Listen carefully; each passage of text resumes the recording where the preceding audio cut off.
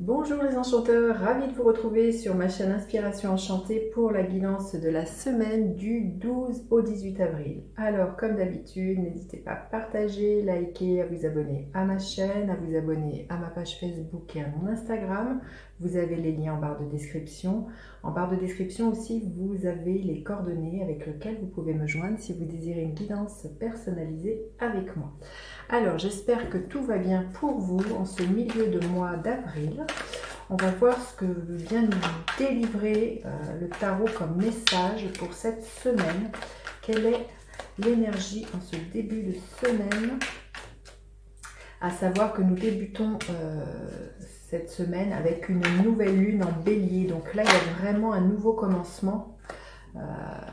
Qui, vous voyez, avec la carte du chariot, on a envie que ça bouge, on a envie de déménager concrètement, hein, mais peut-être de déménager l'énergie ambiante qui est un peu stagnante, et on a envie de driver comment dire, sa vie, de prendre les choses, les rênes de sa vie, et puis d'avancer vers le succès, hein. C'est vraiment ce qui est là, hein. On sent qu'il y a un nouvel élan, hein. C'est l'énergie du bélier, hein. Donc c'est l'élan vital, l'élan de vie, l'action, la détermination, l'idée de foncer, hein. Alors, quel est le défi de cette semaine? Écoutez, on va prendre celle-ci qui a volé. Quelle est la ressource à mobiliser? Et quelle est l'énergie qui est là en fin de semaine? Alors, en ce début de semaine, l'énergie du 5 de bâton.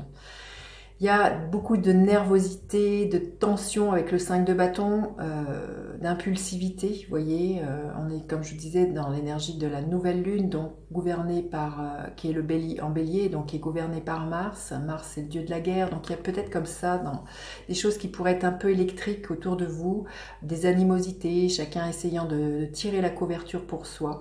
Le côté positif de cette carte, c'est de mettre en commun chacun, vous voyez, quand on est dans un projet, ce qu'on appelle le brainstorming, c'est de chacun mettre son élan, ses idées, et de jeter ça comme ça pour voir ce qui peut en ressortir de positif.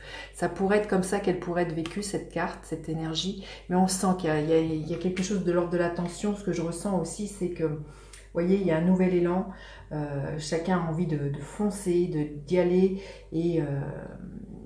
et puis tirer son épingle du jeu, et du coup ça peut créer aussi certaines jalousies, hein, autour de vous, avec ce 5 de bâton. Il y a quand même une énergie un peu électrique. Quel est le défi de cette semaine? Le 10, la roue de fortune.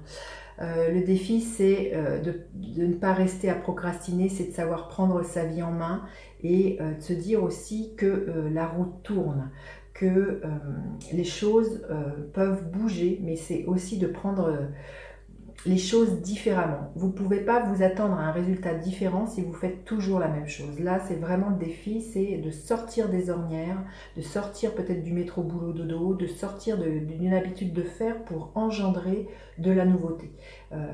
C'est sûr que ça peut être difficile vu le contexte actuel, mais là, c'est de se dire qu'est-ce que je veux dans ma vie, et de prendre voyez, cette roue qui tourne, de prendre la manivelle pour tourner la roue vers où vous voulez aller. Vous avez peut-être la sensation, l'impression de ne pas être soutenu aussi par le plan divin avec cette carte-là, mais on nous dit bien aussi que les synchronicités peuvent être là, et c'est de garder la foi dans les messages que l'on reçoit, les synchronicités qui sont là, et le plan divin œuvre en coulisses, quand bien même peut-être que pour l'instant ce n'est pas encore très concret. Quelle est la ressource à mobiliser? Le 7 d'épée. Donc on est dans du mental, c'est justement de ne pas se faire avoir par son mental qui pourrait nous faire douter justement que les choses bougent, qu'on ne va pas y arriver, qu'il y a l'histoire d'être au clair, hein, de ne pas se faire vraiment... et puis de regarder les choses en face telles qu'elles sont, et de ne pas se mentir avec cette carte du 7 d'épée. Et quelle est l'énergie à la fin de la semaine? Écoutez, c'est magnifique. À la fin de la semaine, il y a quelque chose qui s'éclaire. Il y a peut-être de la joie qui est retrouvée, du bonheur, il y a la spontanéité de son enfant intérieur, une confiance en soi. Il y a peut-être quelque chose en lien avec les enfants qui fait que ça ramène beaucoup de bonheur chez certains, mais il y a vraiment peut-être aussi beaucoup de créativité. Donc il y a vraiment une semaine là que je je sens qui évolue. Il y a quand même 2 arcanes majeures, donc c'est très très fort. C'est de ne pas se laisser abattre par son mental, par l'énergie ambiante qui pourrait être là, par des peurs, par des choses comme ça. Et c'est vraiment de rester centré dans sa créativité, dans ce qui nous fait plaisir, d'être vraiment en lien avec des personnes qui sont d'un naturel enthousiasme. On va demander un message supplémentaire pour cette semaine. Quel est ce message que l'on a besoin d'entendre? Réinventer. Oui, il y a vraiment l'idée, vous voyez, de prendre sa vie en main. Et ce que je vous disais, hein, c'est que vous ne pouvez pas obtenir un résultat différent en faisant toujours la même chose. Il y a vraiment à sortir des ornières, à prendre sa vie en main et à innover. Donc là, réinventer,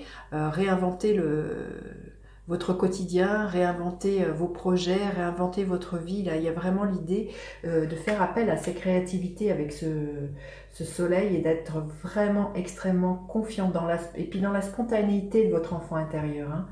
Et on va demander quel est le gardien de la lumière qui est là, auquel on peut faire appel cette semaine. Quel est le gardien de la lumière auquel on peut faire appel? Paul le Vénitien. Expérimentez la grâce. Partagez vos dons avec grâce, des vagues d'amour et d'inspiration viennent à vous. Oui, il y a l'idée d'être inspiré, demandez à vos guides, à votre ange gardien, si c'est quelque chose qui vous parle, de vous envoyer ce qui est juste et ce qui est bon pour vous. Voyez, et partagez vos dons avec grâce, les dons de votre enfant intérieur. Soyez vraiment dans cette joie, dans vos talents de créativité. Hein. C'est vraiment l'invitation de cette semaine pour réinventer le monde dans lequel vous avez envie de vivre, vous et les vôtres. Voilà, j'en ai fini avec cette guidance. Dites-moi comment celle-ci résonne. N'hésitez pas à partager, liker et à vous abonner à ma chaîne. Je vous dis à bientôt pour d'autres guidances. Bye bye les enchanteurs.